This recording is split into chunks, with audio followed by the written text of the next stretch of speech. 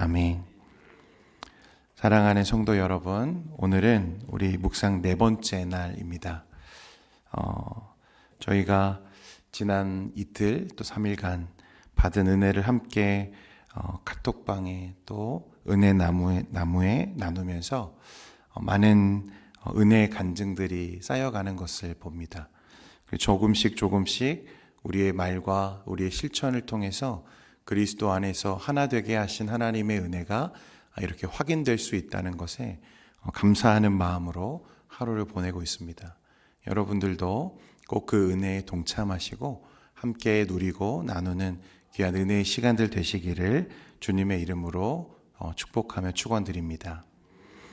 하루 종일 핸드폰 보면서요, 우리 성도님들 올라오는 글들을 보면서 계속해서 제 마음이 리프레시되고 다시 또 은혜의 자리로 나아갈 수 있는 시간들이 되었습니다. 도전도 되고 또 기쁨도 있고 참 감사한 시간들이다, 이런 생각이 됩니다. 우리 교회가 이런 은혜를 발판 삼아서 더 교회다운 교회, 주님이 기뻐하시는 거룩한 하나님의 집으로 세워져 가는 우리 모두가 되기를 소망합니다. 사도 바울은 고린도전서 3장에서 교회를 집으로, 그리고 자기 자신을 건축자로 비유하고 있습니다. 이 말씀 속에서 이 교회를 세우는 일에 대한 이 바울의 깊은 통찰, 그리고 오늘날 교회된 저와 여러분에게 주시는 분명한 메시지가 담겨 있습니다. 먼저 바울은 교회가 사람의 집이 아니라 하나님의 집임을 우리에게 말씀하는데요. 바울은 그래서 말씀 중에 내게 주신 하나님의 은혜를 따라 내가 지혜로운 건축자와 같이 터를 닦아두매 라고 말했습니다. 그는 분명히 내가 교회를 세운 게 아니라, 내가 고린도 교회를 세운 게 아니라 하나님의 은혜로 그 일을 맡았다고 말했습니다. 바울은 건축자이지만 설계자는 아닙니다. 주인도 아니라는 거예요. 그는 오직 하나님이 주신 도면대로 순종했던 일꾼임을 스스로 밝히고 있습니다. 여러분, 이 말씀은 오늘 우리 교회에도 똑같이 적용됩니다. 동년교회는 과연 누구의 교회입니까? 담임 목사의 교회가 아닙니다. 장로 교회지만 장로님들의 교회도 아닙니다. 헌신적인 봉사자 몇 사람의 교회가 아니라 우리 교회는 하나님의 집이고 예수 그리스도의 몸인 줄 믿습니다. 그런데 바울 시대의 고린도 교회처럼 오늘날 교회가 흔들리는 대부분의 이유는 이 사실을, 이 간단한 진리를 잊어버리기 때문입니다. 고린도 교회 사람들은 나는 바울에게 속한 자다, 나는 아볼로에게 속한 자다 라고 서로 사람을 중심으로 나뉘어서 다투는 일이 많았습니다. 그러나 바울은 3장 7절에 분명히 말씀하죠.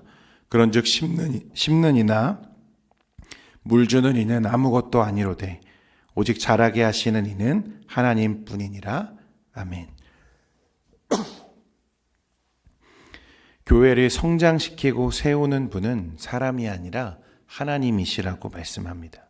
우리가 물론 열심히 교회를 위해서 하나님의 나라를 섬기지만 그 섬김을 열매 맺게 하시는 분은 하나님이라는 거예요.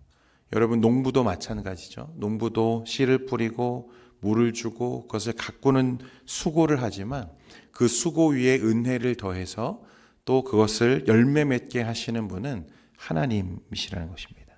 그래서 우리는 늘 묻고 점검해야 되는 거죠. 과연 내가 지금 섬기고 있는 이 일이 정말 하나님을 위한 것인가? 아니면 내 만족을 위한 것인가? 나의 이름을 위한 것인가? 나의 의로움을 위한 것인가? 아니면 정말 복음을 위한 것인가? 바울은 오늘 본문 11절에 이렇게 우리에게 선언합니다. 이 닦아둔 것 외에 능히 다른 터를 닦아둘 자가 없으니 이 터는 곧 예수 그리스도라.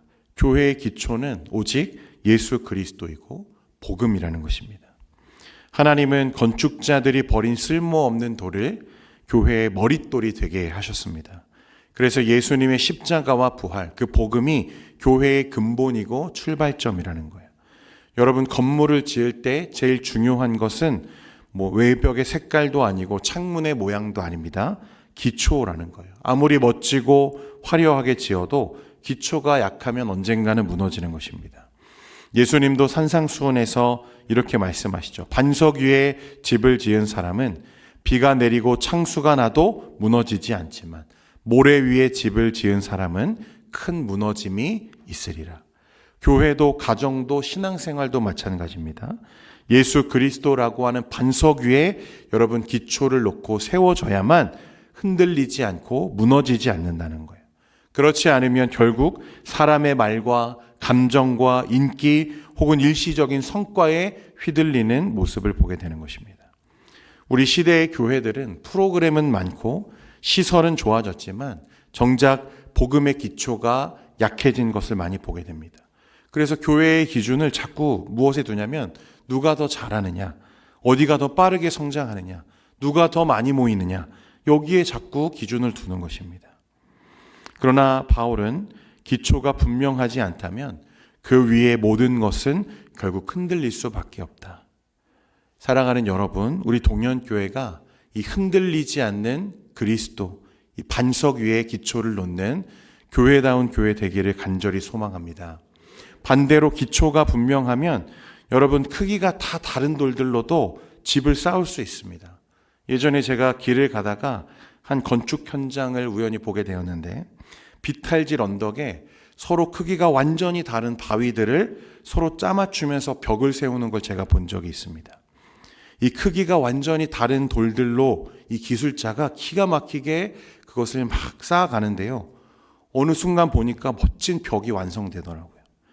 여러분, 우리가 다 달라도 한 교회, 한 몸을 이룰 수 있는 것은 오직 그리스도라고 하는 같은 기준, 같은 기초 위에 세워졌기 때문인 줄 믿습니다. 그러니까 여러분의 가정과 우리 교회가 예수 그리스도, 변함없는 영원한 진리, 생명이자 기준, 이 기초 위에 놓여야만 우리가 그 위에 흔들리지 않는 기초를 놓을 수 있는 것입니다.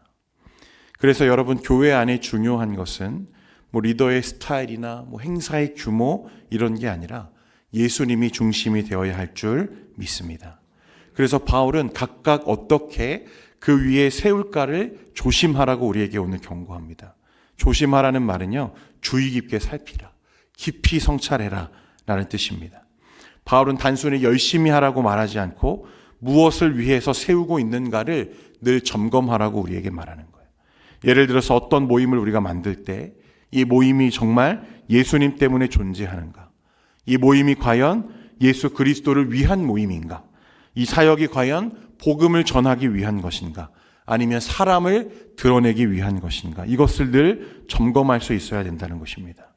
그리고 내가 지금 하는 이 말이 공동체를 세우는가? 아니면 복음적인가? 여러분, 이 기준이 우리 안에 계속 점검되어지고 세워져 가야 한다는 것입니다. 여러분, 다른 것과 비교하며, 남과 비교하며 낙심하거나 우월감에 빠지는 대신 나는 지금 예수님 때문에 이 일을 가고 있는가를 물을 수 있다면 그 사람이야말로 참으로 성숙한 신앙인입니다. 그런 사람들은 눈에 보이는 현상, 결과에 집착하지 않고 오늘 나에게 주시는 하나님의 은혜에 감사할 수 있는 준비가 되어 있는 사람이기 때문에 그렇습니다. 오직 복음이 기준이 되면 다른 사람의 스타일이 나와 조금 다르더라도 나와 하나 될 수 있다는 것을 고백할 수 있다는 거예요. 기초가 같기 때문이죠. 벽돌의 모양이 다르고 색깔이 달라도 기초가 단단하면 결국 한 집이 되는 것입니다. 사랑하는 동현교회 성도 여러분, 우리 교회는 지금 새로운 길을 이제 걷기 시작합니다. 새로운 비전, 새로운 사역들, 새로운 세대를 세워가야 하는 이제 시간을 맞이했습니다. 여러분, 우리가 점검해야 할 기준은 단 하나입니다. 우리가 지금 하는 말과 결정들, 이 모임은 과연 예수님 때문에 선택한 것인가? 우리 교회가 지금 이 복음 위에 세워지고 있는가? 나의 삶은 과연 이 복음을 세우는 일에 헌신되어지고 있는가? 여러분, 그것을 오늘의 삶 속에 여러분의 하루 가운데 점검할 수 있기를 간절히 소망합니다. 그리스도 위에, 복음 위에, 반석 위에 여러분들의 삶을 세울 수 있기를 주님의 이름으로 축원드립니다. 그래서 오늘 하루 우리가 붙잡아야 할 한 문장은 이것입니다. 예수님 때문에 선택하자는 거예요. 나의 말과 나의 걸음과 나의 헌신이 나의 만족과 나의 유익과 나의 기쁨을 위한 것이 아니라 그리스도를 위하여, 그리스도의 영광을 위하여 세워져 가는 저와 여러분 되기를 간절히 소망합니다.